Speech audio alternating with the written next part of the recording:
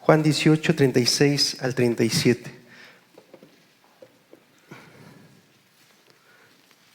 ¿Lo tenemos?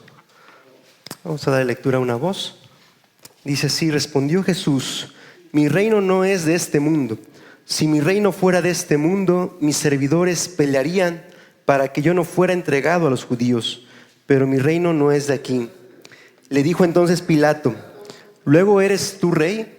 Respondió Jesús: tú dices que soy rey. Yo para esto he nacido y para esto he venido al mundo, para dar testimonio de la verdad. Todo aquel que es de la verdad, oye mi voz.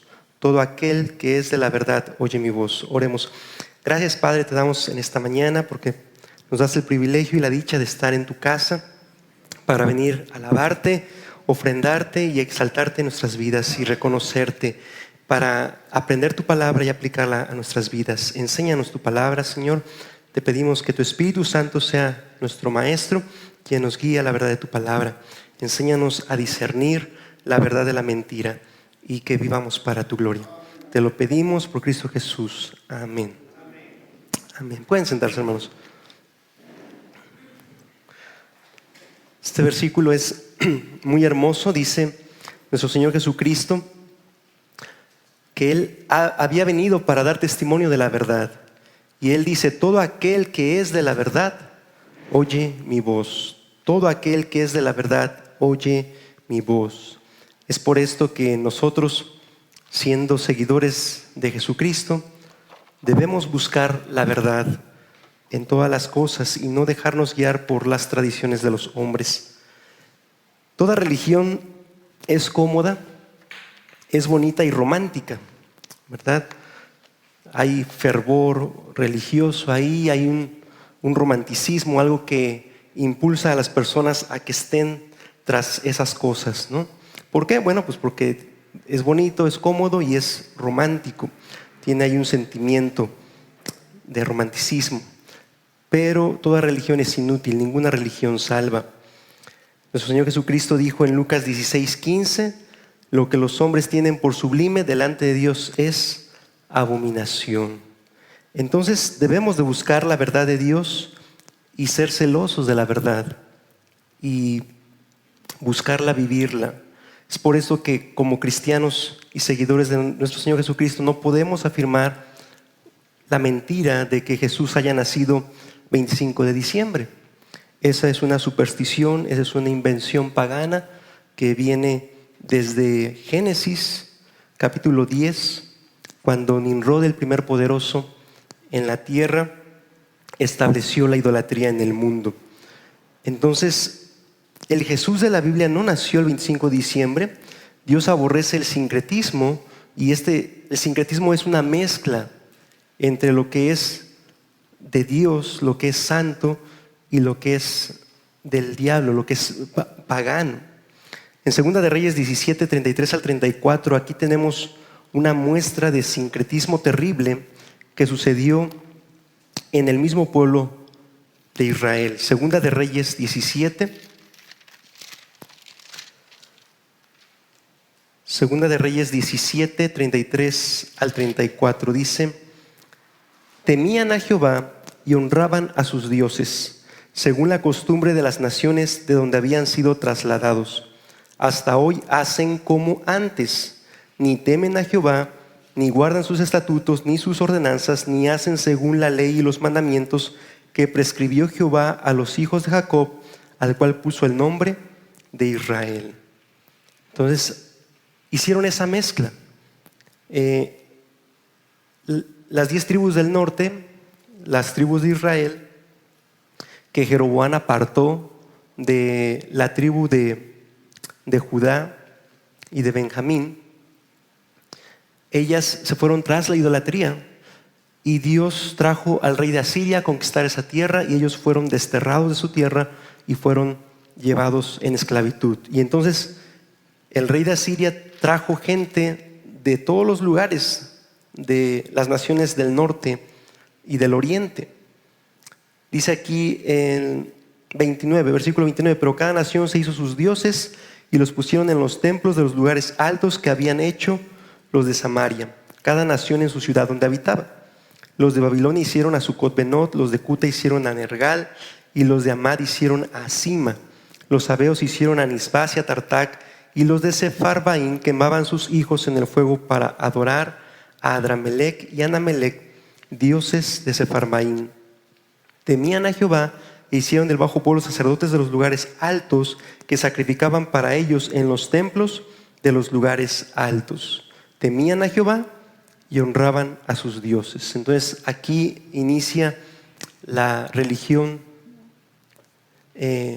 sincrética, mezclando lo que es del Dios verdadero con las costumbres de las naciones de alrededor.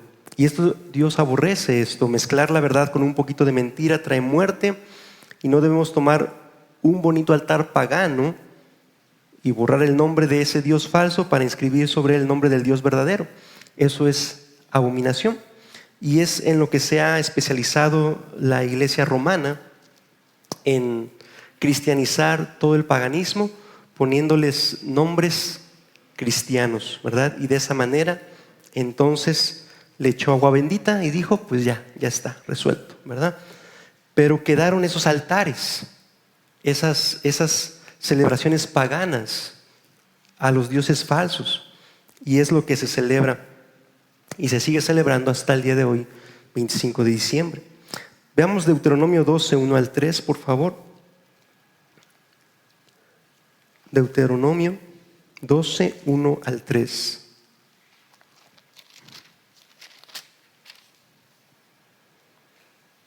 Quizás los israelitas iban a encontrar con un altar muy bello, muy lujoso, quizás de piedras preciosas, de oro, de perlas, de mármol, quizás muy bonito, ¿verdad? Y quizás iban a pensar como Acán, eso está muy bueno, ¿para qué? Mejor hay que guardarlo, ¿verdad? Hay que aprovecharlo. Pero Dios, la orden de Dios en su palabra es muy clara. Dice aquí, Deuteronomio 12, 1 al 3. Estos son los estatutos y decretos que cuidaréis de poner por obra en la tierra que Jehová, el Dios de tus padres, te ha dado, para que tomes posesión de ella, todos los días que vosotros viviereis sobre la tierra. Destruiréis enteramente todos los lugares donde las naciones que vosotros heredareis sirvieron a sus dioses, sobre los montes altos y sobre los collados y debajo de todo árbol frondoso. Vean, desde aquí ya está el árbol frondoso, el árbol de Tamuz, el árbol de Nimrod, el árbol que tiene que ver con Acera, que es Semiramis. Pero Dios dice que ellos debían destruir todo eso. Dice el 3, derribaréis sus altares y quebraréis sus estatuas y sus imágenes de Acera. ¿Verdad? Aquí está Semiramis. Consumiréis con fuego y destruiréis las esculturas de sus dioses y raeréis su nombre de aquel lugar. Entonces, el mandato de nuestro Señor Jesucristo, de nuestro Señor, que es el mismo ayer, hoy y por los siglos, no ha cambiado, y Él ordenó destruir esas cosas. Si no las destruían, les iban a hacer por tropiezo. Versículo 8 dice ahí, no haréis como todo lo que hacemos nosotros aquí ahora, cada uno lo que bien le parece. No, sino que iban a entrar a la tierra prometida y iban a tener que destruir todo altar idolátrico y pagano, y iban a consagrarse completamente a Dios. Vayamos al versículo 29 al 32, por favor. 29, ahí mismo en Deuteronomio 12, 29. Cuando Jehová tu Dios haya destruido delante de ti las naciones a donde tú vas para poseerlas, y las heredes y habites en su tierra, guárdate que no tropieces yendo en pos de ellas después que sean destruidas delante de ti. No preguntes acerca de sus dioses diciendo, de la manera que servían aquellas naciones a sus dioses, yo también les serviré. No harás así a Jehová tu Dios, porque toda cosa abominable que Jehová aborrece hicieron ellos a sus dioses, pues aún a sus hijos y a sus hijas quemaban en el fuego a sus dioses. Cuidarás de hacer todo lo que yo te mando. No añadirás a ello, ni de ello quitarás. Entonces, aquí es muy clara la palabra de nuestro Señor, que no debemos añadir a los mandamientos que Él ya nos ha prescrito. Y en toda la palabra de Dios, en toda la Biblia, no encontramos ningún mandamiento de Dios a celebrar el nacimiento de su Hijo, su nacimiento terrenal. ¿Por qué? Pues porque Él es eterno. Él siempre ha existido. Él no comenzó a existir cuando fue encarnado como un hombre y vino del vientre de María. Él es el principio y el fin de todas las cosas. Él es el creador, Él es la fuente de todas las cosas. Por eso es que Él no tiene principio ni fin. Por eso es que no tenemos necesidad de celebrarle un cumpleaños a Él, porque Él siempre ha existido. Desde la eternidad pasada y hasta la eternidad futura, Él seguirá siendo el mismo. Amén. Entonces aquí la palabra de Dios enfatiza: no añadirás a ello, ni de ello quitarás, ¿no? Quizás los israelitas podrían ser muy creativos, ¿verdad? Así como nosotros también. Y las religiones pues se basan en estas cosas románticas, sentimentales, y pues quieren un cumpleaños, ¿no? Quieren celebrar un cumpleaños, ¿no? Pero en realidad hay 2 ocasiones en la Biblia donde se celebraron cumpleaños y hubo muerte ahí. Por ejemplo, ¿recuerdan el cumpleaños de Faraón? Cuando José estaba en la cárcel y dice que vino el cumpleaños de Faraón y él pues sacó de la prisión al panadero y al jefe de los coperos y regresó a su lugar, al de los coperos, ¿verdad? Pero ¿quién terminó muerto? El de los panaderos, ¿verdad? Terminó colgado, así como José había interpretado ese sueño. Pero démonos cuenta que prácticamente eso fue celebrado por Faraón, que es cuadro del enemigo, cuadro de Satanás, tipo de Satanás. El otro ejemplo que tenemos en la palabra de Dios es también Herodes, ¿verdad? Herodes, cuando fue su cumpleaños y la hija de Herodías bailó y le agradó el baile. Entonces, por no querer que su orgullo fuera afectado ante sus invitados, se quiso lucir, ¿verdad?, ante sus invitados, y le dijo a la joven que era lo que ella quería, hasta la mitad del reino le iba a dar. Y esta joven, astutamente usada por Satanás, ¿verdad?, pidió la cabeza de Juan el Bautista. Entonces vemos que los cumpleaños en realidad han sido, en la Biblia, han sido celebrados por gente soberbia, sin temor de Dios, y que terminaron de una manera terrible en desgracia. Los hombres prefieren las emociones por encima de las verdades, porque las emociones deleitan su carne, mientras que las verdades muchas veces los ofenden, los incomodan, porque confrontan nuestro pecado e hipocresía. Y por esto el arma favorita de Satanás son las religiones. ¿Por qué? Porque el hombre quiere deleitar sus emociones a través de fiestas, de bebida, de alcohol, de bailes, todo eso. Entonces, aquí la palabra de Dios es muy clara: no debemos añadir a lo que Dios nos ha establecido en su palabra. Y nuestro Señor Jesucristo nunca nos ordenó celebrar su nacimiento físico. Veamos Deuteronomio 4:2, por favor. Deuteronomio 4:2.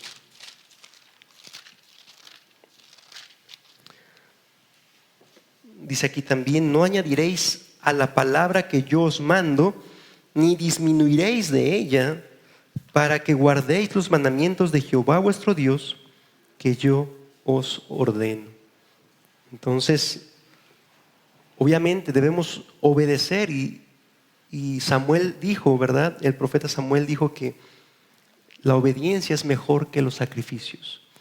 Entonces no debemos estar inventando mandamientos que no están en la palabra de Dios, porque eso ya es superstición y al mismo tiempo es orgullo y soberbia.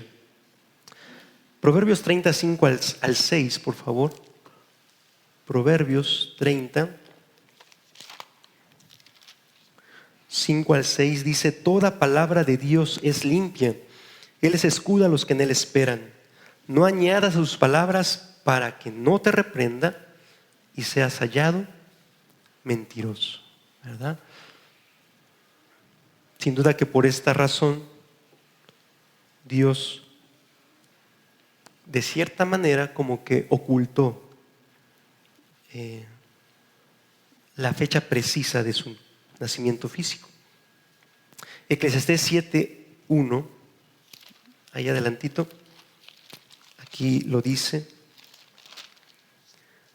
de esta manera. Eclesiastés 7:1 dice: mejor es la buena fama que el buen ungüento, y mejor el día de la muerte que el día del nacimiento. Y tú te preguntas, bueno, ¿por qué mejor el día de la muerte que el día del nacimiento? Bueno, es mejor para los que tenemos nuestra fe en el Dios verdadero, porque con la muerte somos liberados del poder del pecado que está en nuestros miembros, en nuestro cuerpo, en nuestros miembros físicos opera la ley del pecado. Entonces cuando un hijo de Dios sale de este cuerpo, es liberado de esa atadura, de esa esclavitud a la ley del pecado que está aquí. Aunque el pie de la gracia esté sobre esa ley del pecado y estemos alimentando el espíritu, pero sabemos que es una lucha continua de noche y día. Entonces el mundo dice: el fin justifica los medios, pero Dios dice: obedece mis mandamientos. Amén. Juan 14:15. Juan 14:15. Palabras de nuestro Señor Jesucristo. Él dijo: si me amáis, guardad mis mandamientos. Si me amáis, guardad mis mandamientos. Tenemos mucho que hacer para estar en los mandamientos de nuestro Señor Jesucristo, que en vez de estar tratando de aumentar otros o añadir algún otro, tenemos suficiente. La palabra de Dios es suficiente. Los mandamientos de Dios son suficientes para estar muy ocupados en ellos. Amén. Entonces, si queremos agradar al mundo, pues entonces sigamos las tradiciones del mundo, pero eso nos constituiría en enemigos de Dios. Mateo 15:3. Mateo 15:3 dice: respondiendo nuestro Señor Jesucristo les dijo: ¿por qué también vosotros quebrantáis el mandamiento de Dios por vuestra tradición? Entonces, continuamente nuestro Señor Jesucristo estuvo confrontando a los religiosos, porque casi siempre sus tradiciones que ellos habían apilado por encima de la ley de Dios y que le habían dado más importancia a esas cosas, invalidaban los mandamientos de Dios. Y por eso es que Jesús los confronta. Santiago 4:4 lo conocemos, ¿verdad? Es muy importante esta porción. Así es: oh almas adúlteras, ¿no sabéis que la amistad del mundo es enemistad contra Dios? Cualquiera pues que quiera ser amigo del mundo se constituye enemigo de Dios. La corriente del mundo es muy fuerte, pero esa corriente va controlada y manipulada por el príncipe con P minúscula de este siglo, que es Satanás. Y como cristianos pues vamos contra la corriente por obedecer los mandamientos de Dios. Entonces el primer idólatra fue Nimrod, y él enseñó y ordenó practicar la idolatría a todo el mundo antiguo, ahí desde Génesis capítulo 10. Y antes de que fueran dispersados por la tierra a través de las 70 lenguas que Dios les repartió en la confusión de Babel, ya habían aprendido todas esas prácticas idolátricas. Es por esto que todas las culturas tienen los mismos dioses paganos, pero con diferentes nombres, de acuerdo a sus lenguas que Dios les repartió, pero ya llevaron esas costumbres paganas, idolátricas. El libro de Jacer, en el capítulo 7, versículos 39 al 47, ahí describe cómo es que Nimrod ordena que se hagan sus propios Elohim, sus propios dioses. Al principio Nimrod era muy religioso y cada vez que cazaba algo, él hacía sacrificios a Jehová. Pero una vez que él llegó al trono, al poder, él se mareó, ¿verdad? Dice el dicho que el poder atonta a los inteligentes y a los que no son inteligentes pues los vuelve locos, ¿no?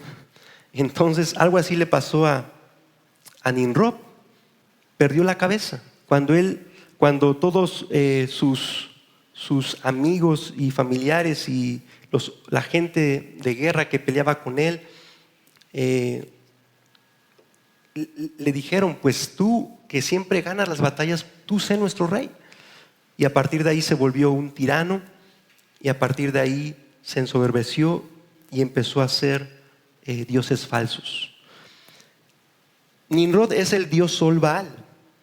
Su esposa Semiramis se autoproclamó reina del cielo y diosa madre. Ella canonizó a su esposo cuando éste murió y dijo que se había convertido en el dios Sol.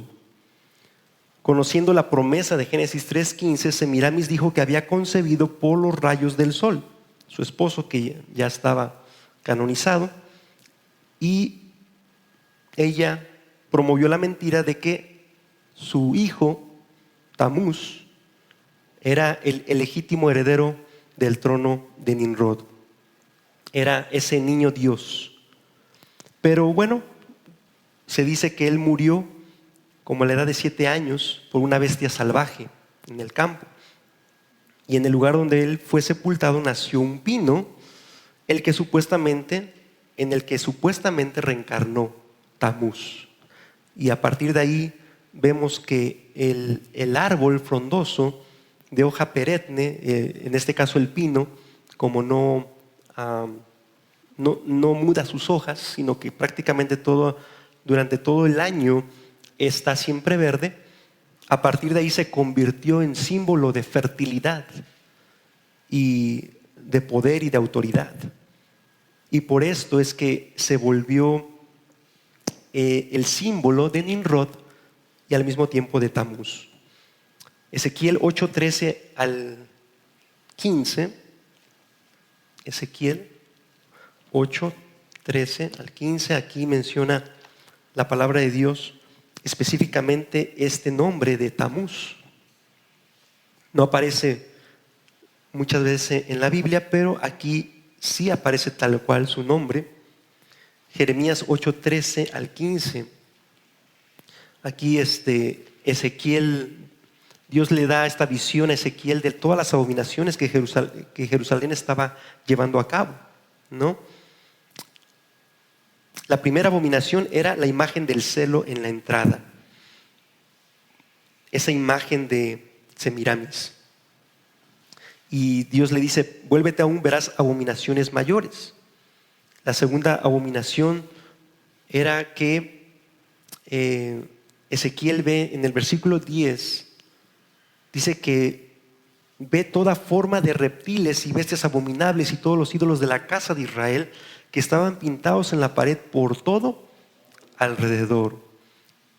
Entonces vemos ahí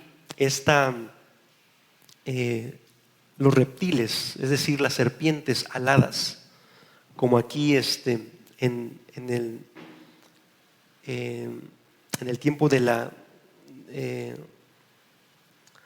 las culturas ancestrales aquí en América, como Quetzalcóatl, que era la serpiente emplumada, y así prácticamente todas las culturas tienen una serpiente emplumada o dragón, como lo es en China, en Japón.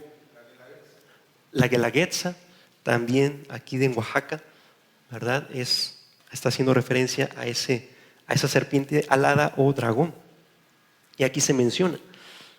Dice aquí toda forma de reptiles y bestias abominables y todos los ídolos de la casa de Israel. Esta es la segunda abominación. Y ahí los ancianos adorando esas cosas. Luego dice la tercera abominación, en versículo 13: vuélvete aún, verás abominaciones mayores que hacen estos.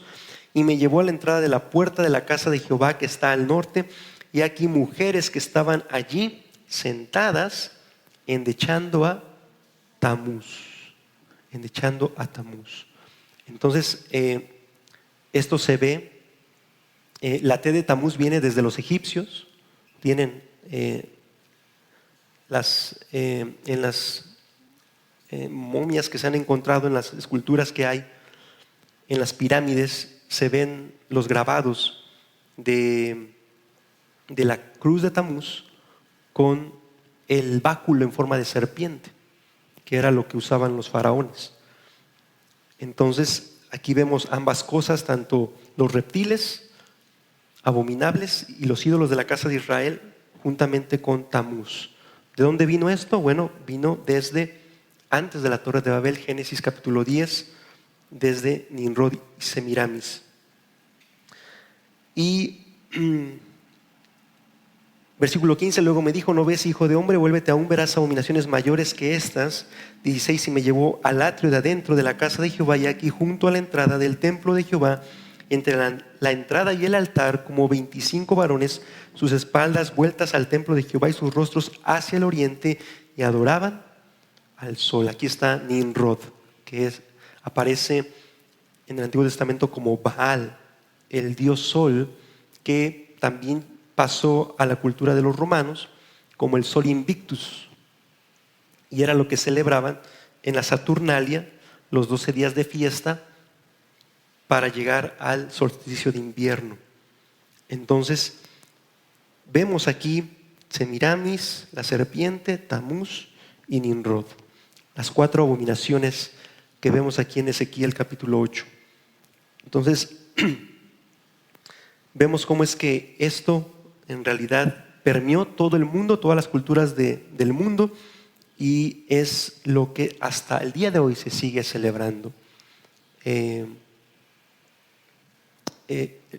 Los bastones que usan los papas o los jerarcas de la Iglesia Católica es el mismo cetro que usaba Faraón en egipcio, ese bastón con forma de serpiente.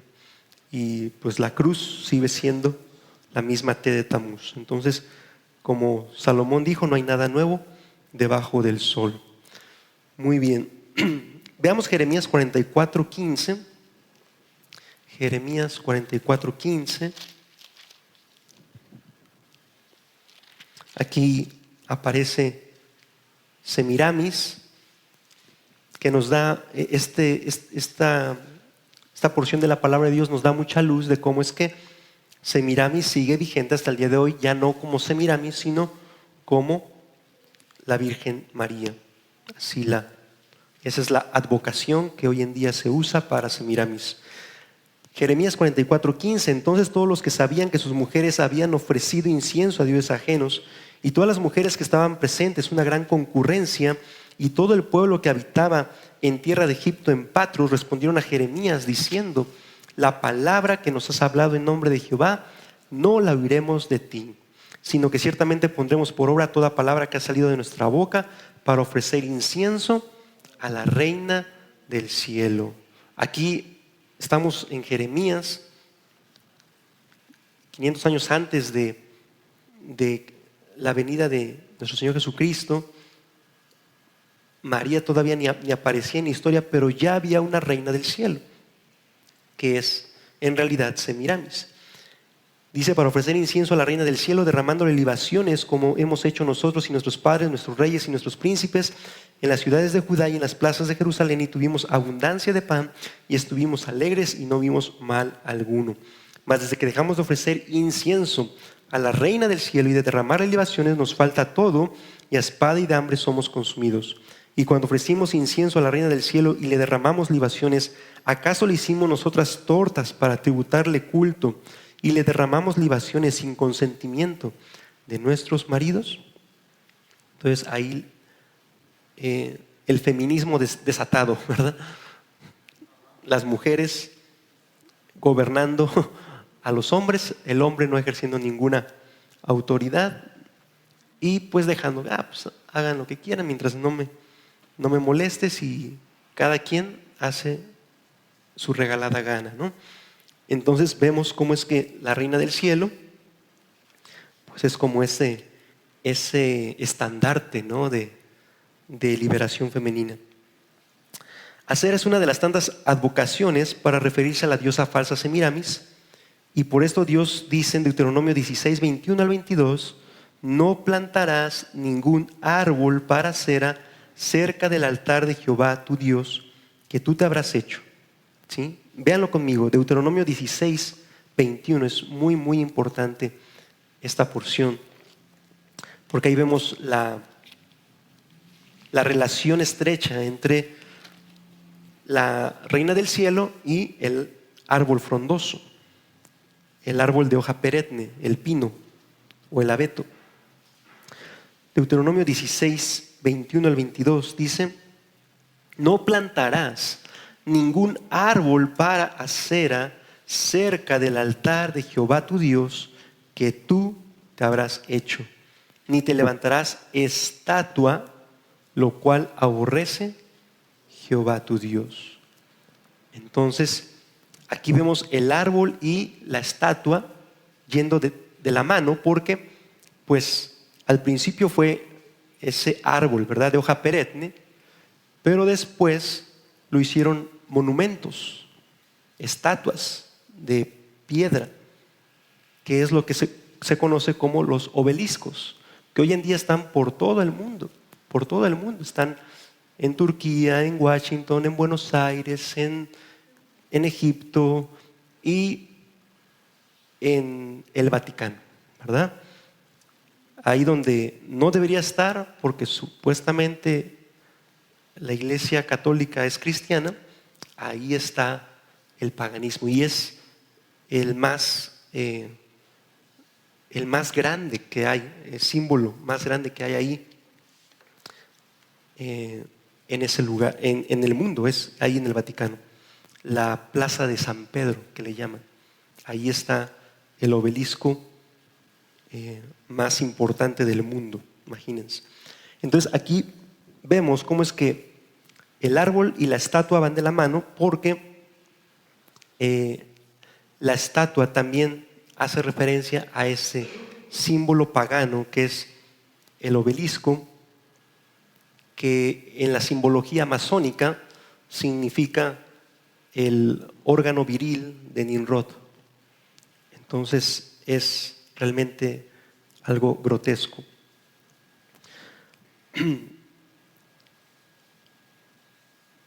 Entonces el árbol de Navidad es un ídolo más en realidad, y Dios dice que debemos destruir todo ídolo y todo altar. Deuteronomio 7, 1 al 5, veamos esta porción. Deuteronomio 7, 1 al 5. Cuando Jehová tu Dios te haya introducido en la tierra en la cual entrarás para tomarla, y haya echado de delante de ti a muchas naciones, al Eteo, al Gergeseo, al Amorreo, al Cananeo, al Fereceo, al Heveo, al Jebuseo, 7 naciones mayores y más poderosas que tú, y Jehová tu Dios las haya entregado delante de ti y las hayas derrotado, las destruirás del todo.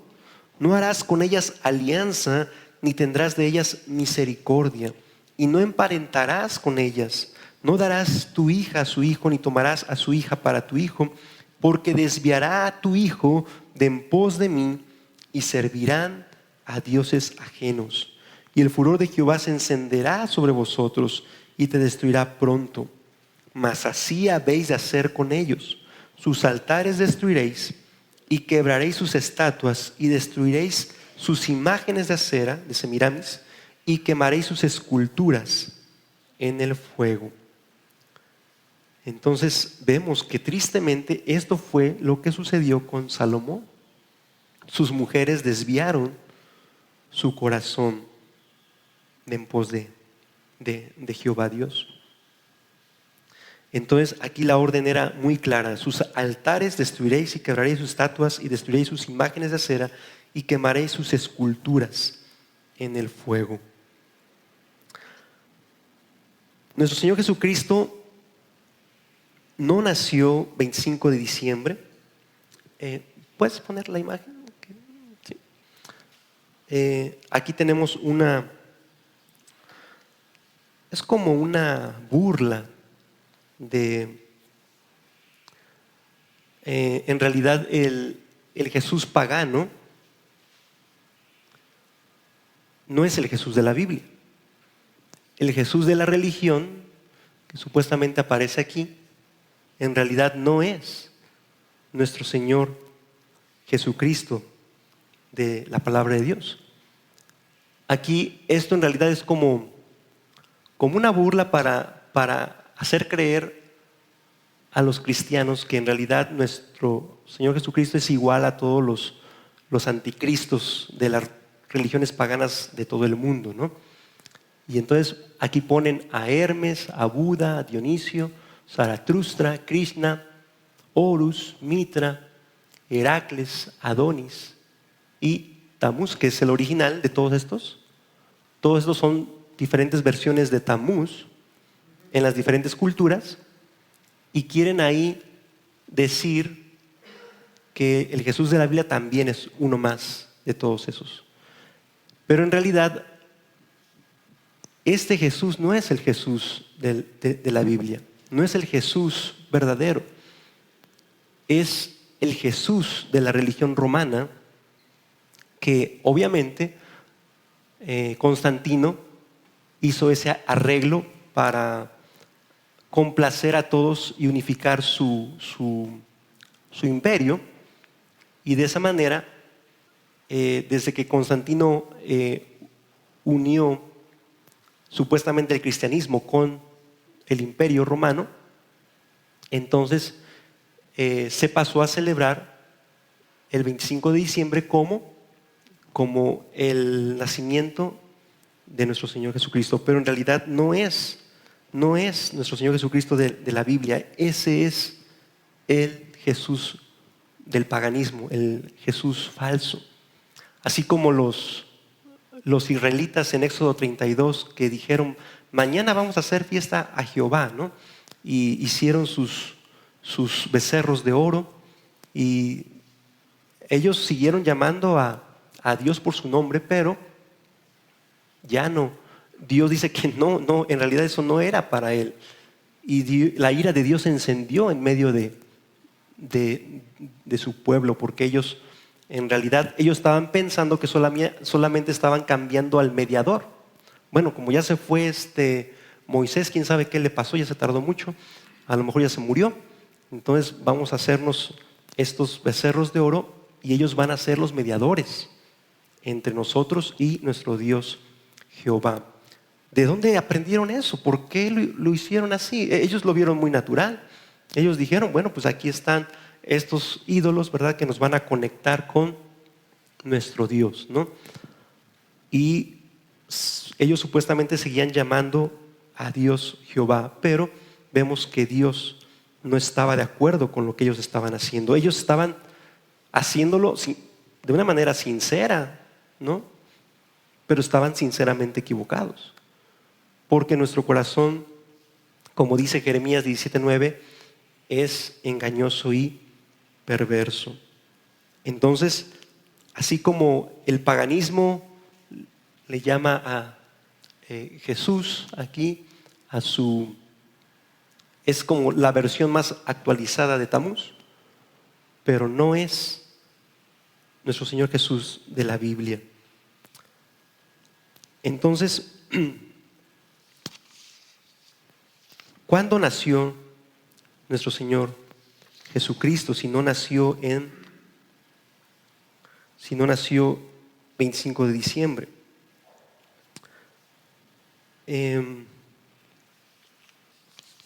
Les quiero compartir algo que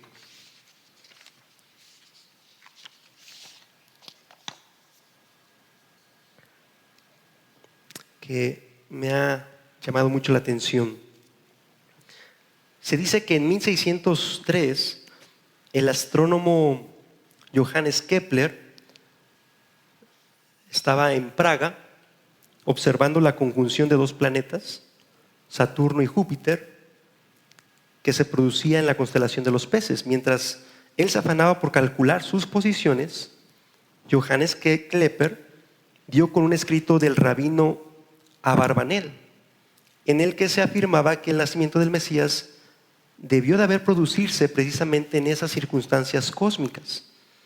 Dado que Kepler era cristiano, este dato llamó su atención y no pudo dejar de preguntarse si el nacimiento de Jesús había tenido lugar en una fecha en que se hubiera producido un fenómeno similar, la conjunción de estos dos planetas. Él continuó adelante realizando sus cálculos y descubrió que una conjunción semejante se había dado entre el 6 y el 7 antes de Cristo, el año 6 y el año 7 antes de Cristo. ¿Cuál sería su sorpresa al percatarse de que esa fecha encajaba a la perfección con los datos proporcionados por el Evangelio de Mateo? En este texto, el primero del Nuevo Testamento, se dice efectivamente que Jesús había nacido cuando aún reinaba Herodes el Grande. El paranoico monarca judío, que más bien no era judío, era idumeo, ¿verdad? Herodes el Grande, fue el único rey de los judíos que no era judío. Y realmente era sumamente paranoico. Se dice la historia que él asesinó a su esposa y a 3 hijos de él porque se sentía amenazado por ellos de que le fueran a quitar el trono. En fin, él sembró de cadáveres su reino, incluyendo también lo que Mateo afirma de la matanza de los niños inocentes. Bueno, la historia dice que Herodes el Grande falleció en el año 4 antes de Cristo. Entonces, nuestro Señor Jesucristo debió haber venido a este mundo una fecha anterior al año 4 antes de nuestra era. Y entonces coincide con este cálculo, ¿verdad?, que Johannes Kepler realizó en 1603. Pero en 1925, un erudito alemán llamado P. Schnabel descifró unos escritos cuneiformes de la escuela de astrología de Sipar, de Babilonia. Y en ellos se hacía referencia a la mencionada conjunción en el año 7 antes de Cristo, y se indicaba que Júpiter y Saturno habían sido visibles durante un periodo de 5 meses. Entonces, efectivamente, hacia el final de febrero del 7 antes de Cristo, atravesaron el firmamento esta constelación de los peces, y el 12 de abril ambos planetas efectuaron su ortoheliaco a una distancia de 8 grados de longitud en la constelación de los peces. Y el 29 de mayo se vio durante 2 horas la primera aproximación de ambos planetas. La segunda conjunción tuvo lugar el 3 de octubre, en el día del Yom Kippur judío, o también llamada la fiesta de la expiación, y el 4 de diciembre se vio por tercera y última vez esta conjunción. Entonces, muy posiblemente fue esta conjunción la que vieron los magos, que no fueron reyes. La palabra, el Evangelio no dice que eran reyes magos, simplemente dicen que eran magos, sabios del oriente, ¿verdad? Magos haciendo referencia a que eran hombres sabios que conocían, que sabían de astronomía y de otras ciencias. Y estos magos en realidad eran los que educaban a los reyes de Media y de Persia, y ellos eran los que formaban a los reyes. Por eso es que eran hombres muy, muy poderosos. Y por eso es que cuando estos hombres sabios se aparecen, Herodes está realmente aterrado, porque en ese momento el ejército de Herodes estaba fuera combatiendo en una campaña, y de momento vienen estos hombres sabios preguntando: ¿dónde está el rey de los judíos? ¿No? Y es increíble que los primeros que buscaron al Mesías fueron gentiles. Esto es asombroso. ¿Y por qué esta tribu meda supo algo así? Pues sin duda que Daniel, el siervo del profeta de Dios, teniendo una vida tan íntegra, tuvo mucha influencia en esta tribu de los medas. Y sin duda que Daniel compartió sus escrituras del Antiguo Testamento que él tenía consigo, y enseñó el temor de Dios a estos hombres. Quizás algunos continuaron con sus prácticas ocultistas, ¿verdad? Pero algunos de ellos creyeron en el Dios de Daniel. Y Daniel, quien no tuvo hijos, pero que tuvo un cargo muy importante durante el reinado de 4 reyes, él sin duda que guardó un tesoro muy grande que él encomendaría a esta tribu meda, o a algunos de esta tribu meda, llevar cuando el Mesías príncipe vendría a nacer en el mundo.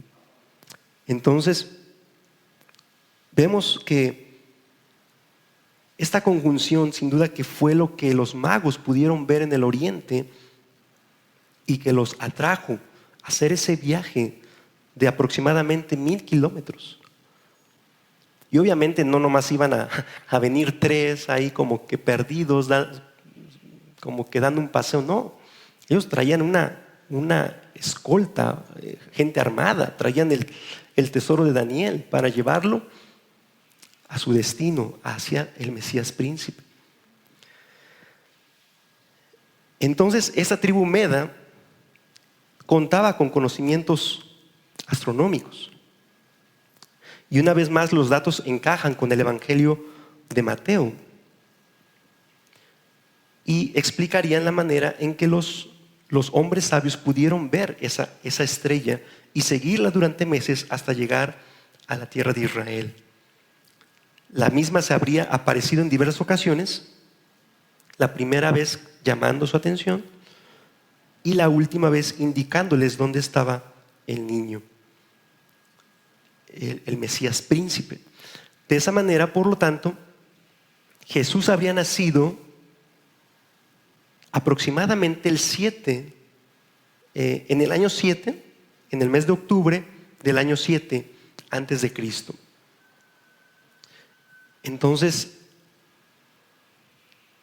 vemos que esto realmente es algo increíble, de cómo es que nuestro Señor Jesucristo, en realidad, Él es muy probable que nació durante la fiesta de Sukkot, o la fiesta de tabernáculos, de cabañas, que precisamente era es en el mes de Tishri, hebreo, que equivale a los meses finales de septiembre, principios de octubre.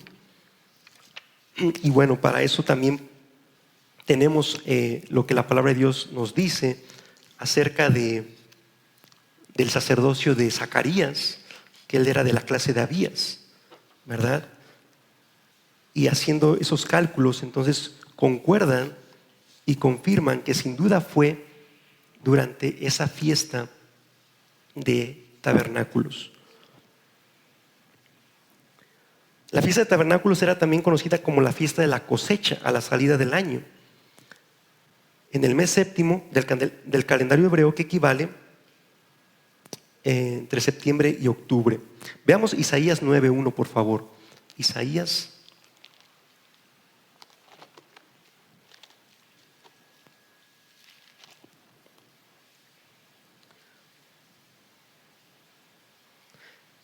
9:1 al 7. Aquí el profeta hablando precisamente del nacimiento del Mesías. ¿Lo tienen? Isaías 9, 1 al 7.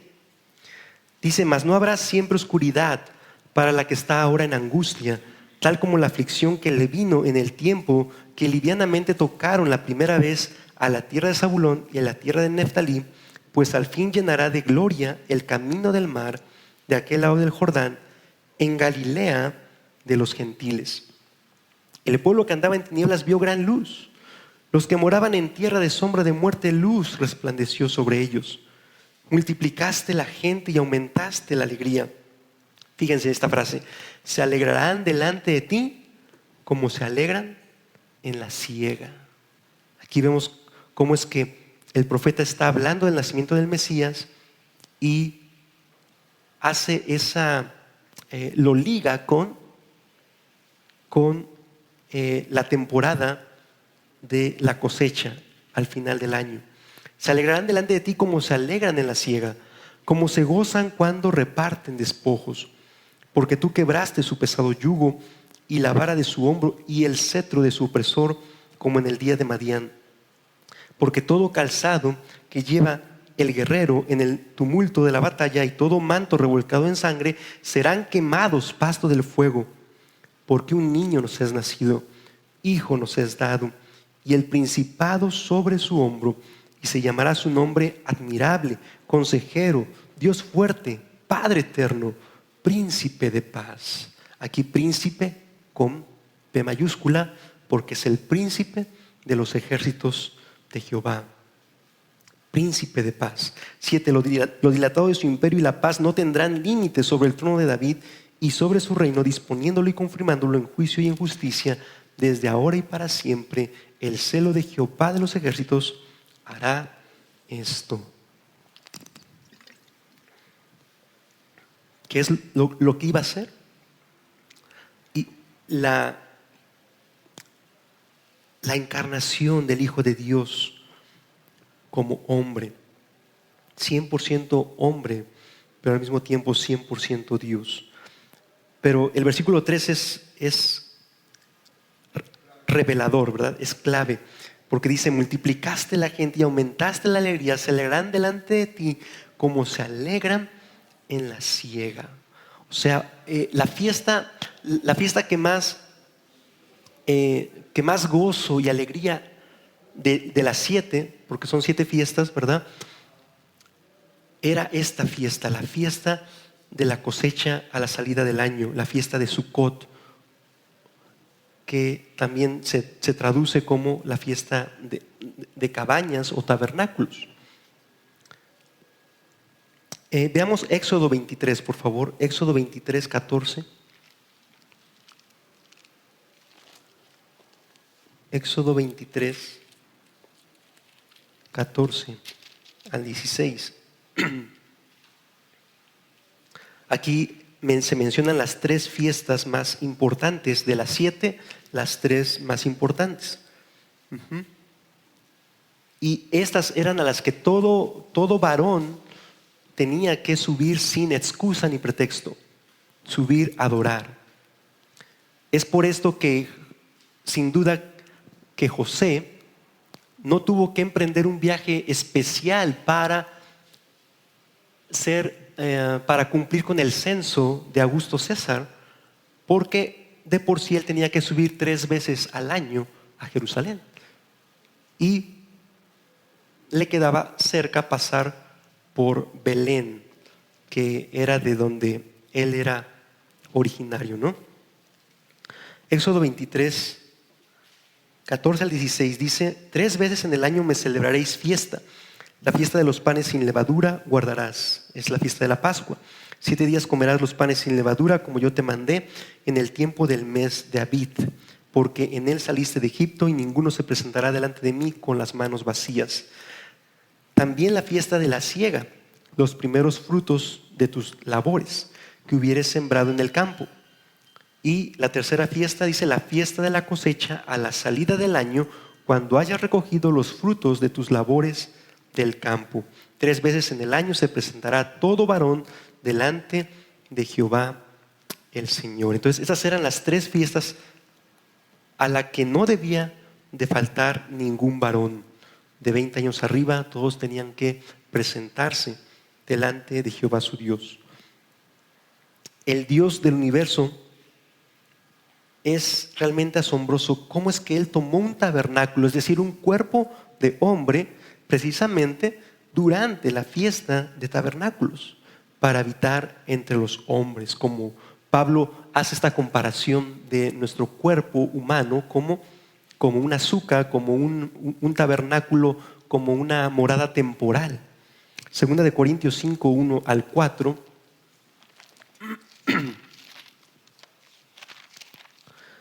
Segunda de Corintios 5, 1 al 4, Pablo escribiendo a los Corintios dice: porque sabemos que si nuestra morada terrestre, ese tabernáculo, se deshiciere, tenemos de Dios un edificio, una casa no hecha de manos, eterna en los cielos. Y por esto también gemimos, deseando ser revestidos de aquella nuestra habitación celestial, pues así seremos hallados vestidos y no desnudos.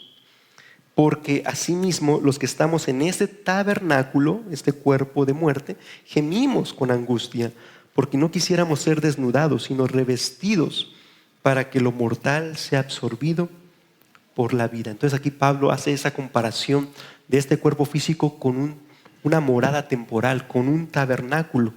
Y eso es lo que es una suca. La suca era ya más modernamente, ¿verdad?, como decir un establo, pero en realidad era un refugio temporal.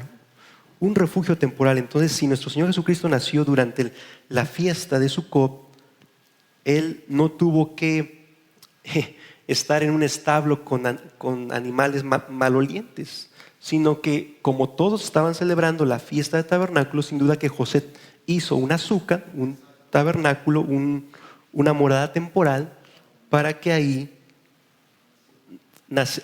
precisamente ahí nació, ¿verdad?, el Mesías príncipe, que estaba tomando Él, siendo Dios, una morada temporal, un cuerpo de hombre. Amén. Entonces es precioso cómo es que la palabra de Dios ensambla a la perfección y no hay contradicción ni oscuridad en la palabra de Dios. Amén. Entonces debemos estar examinando estas verdades y no ser contaminados con estas celebraciones paganas que son completamente idolátricas, y que toda fiesta idolátrica obviamente tiene que ver con demonios, ¿verdad? Entonces debemos de salir de estas cosas, y así necesitamos rededicar nuestro templo, es decir, nuestro espíritu, alma y cuerpo, todo nuestro ser, al único Dios verdadero, que nosotros seamos un tabernáculo para Él. Como lo dice 1 Tesalonicenses 5:23: y todo vuestro ser, espíritu, alma y cuerpo sea guardado irreprensible hasta la venida de nuestro Señor Jesucristo. Entonces vemos esto, de que debemos limpiar nuestro templo para que seamos dignos tabernáculos de nuestro Señor Jesucristo, de nuestro Dios. Ahora, también hay una historia que está en un libro deuterocanónico, ¿verdad? Cuando el rey Epífanes IV conquistó Jerusalén, él vino y puso una estatua de su dios Tamuz. En este caso, como él era griego, sin duda fue de Hermes, ¿verdad? El caso es que es una versión de Tamuz. Cuando Antíoco Epífanes IV vino y conquistó Jerusalén,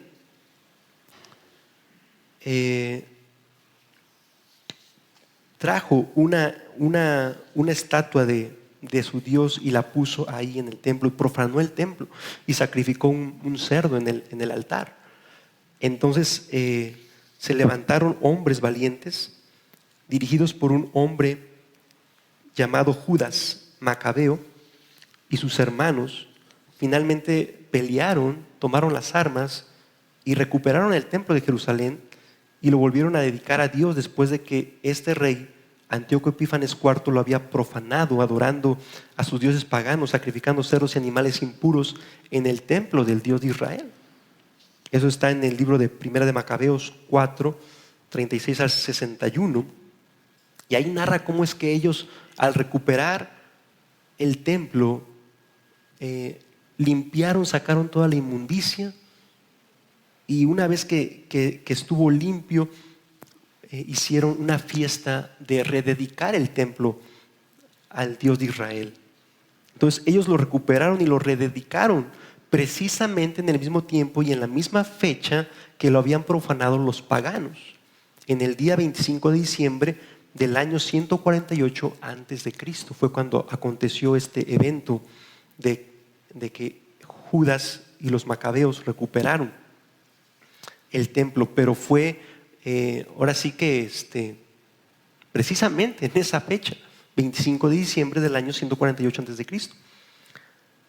Y vemos que esta fiesta es una fiesta menor porque no es del Antiguo Testamento, pero es una fiesta menor que se menciona en Juan 10, 22 al 23. Si me acompañan ahí, Juan 10, 22 al 23.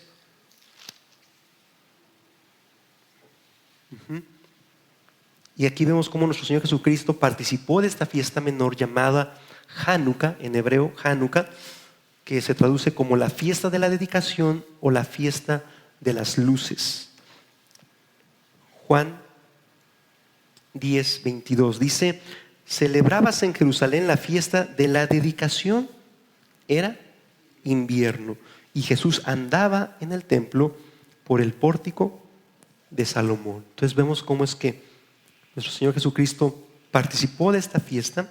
Aquí dice era invierno, precisamente era esta fecha del solsticio de invierno, cuando los paganos habían profanado el templo del Dios de Israel.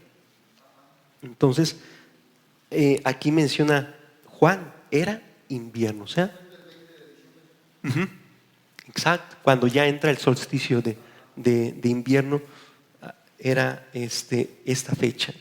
Entonces esta fiesta era una fiesta menor que se conoce como Hanukkah, es la fiesta de la dedicación o la fiesta de las luces. De acuerdo a los historiadores, los cristianos de los primeros siglos nunca celebraron Navidad. Los peregrinos puritanos que fundaron las 13 colonias de Norteamérica nunca celebraron la Navidad. Más bien ellos la prohibieron estrictamente.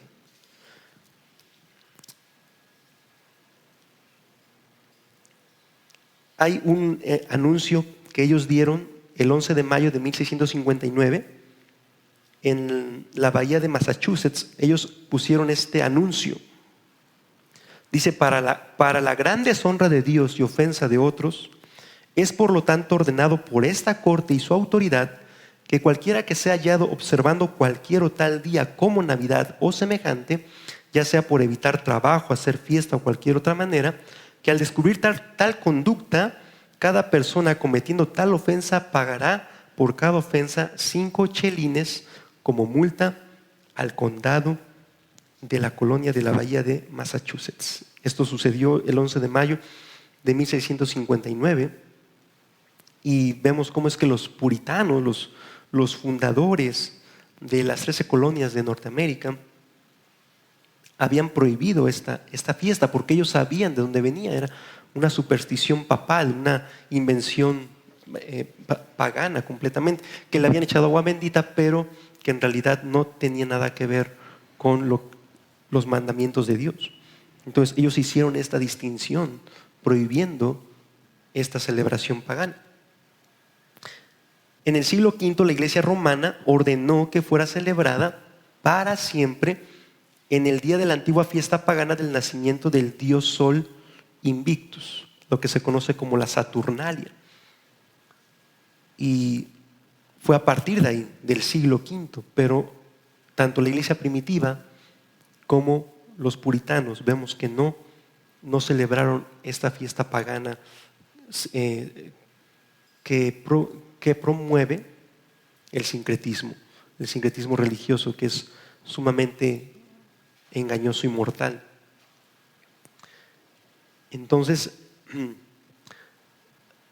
después, en 1836, los primeros estados de la Unión Americana que celebraron esta fiesta fue el estado de Alabama, y en 1838 fue Luisiana y Arkansas los que celebraron esta festividad pagana conocida como la Navidad, que es el nacimiento de Tamuz. Y después, en el siglo XX, se popularizó gracias a la mercadotecnia de Coca-Cola, que se dice que en 1930 buscaban cómo promocionar su bebida en invierno, y fue como ellos adoptaron esas leyendas, ¿verdad? Leyendas paganas, sobre todo de la cultura alemana y los países nórdicos, de un personaje que se llamaba Sinterklaas, que después traducido o adaptado al inglés americano se dio a conocer como Santa Claus o Santa Claus, ¿no? Entonces, a partir de ahí fue que ya tomó los colores rojos, rojo con blanco y todo eso hasta de los duendes y todo eso, que en realidad es muy terrible cómo realmente se celebra aún en esos países nórdicos. Muy bien. Bueno, mis hermanos, entonces espero que realmente tengamos un panorama claro de por qué, ¿verdad? No vamos con la corriente del mundo, de que eso realmente no tiene nada que ver con los mandamientos de Dios, con la palabra de Dios, y que es puro paganismo puro. Entonces, hermanos, sigamos, perseveremos en conocer la palabra de Dios, en estudiar su palabra, en aplicarla a nuestras vidas y en santificar nuestro templo, que nuestro ser, nuestro tabernáculo, que realmente sea un tabernáculo santo para Dios. Amén. Vamos a orar.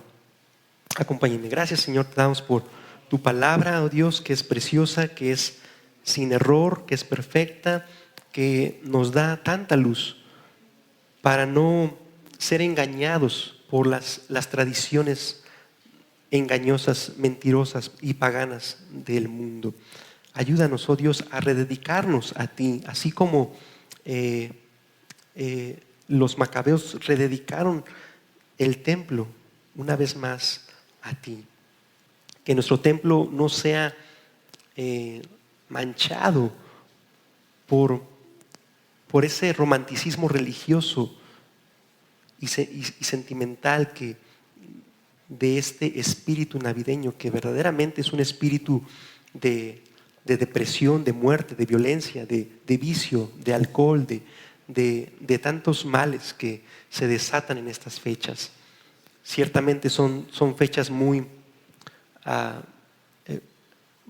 pesadas, porque vemos tantos accidentes y tantos homicidios y tantos crímenes que se cometen durante estas fiestas que se celebraban antiguamente como la Saturnalia, donde realmente había un desenfreno en todo aspecto.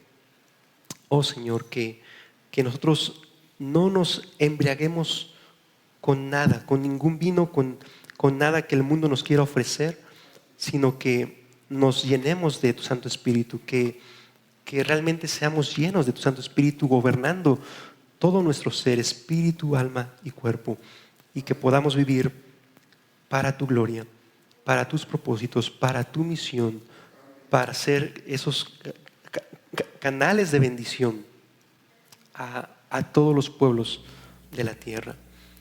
Te lo pedimos en el nombre de nuestro Señor Jesucristo y por su causa. Amén.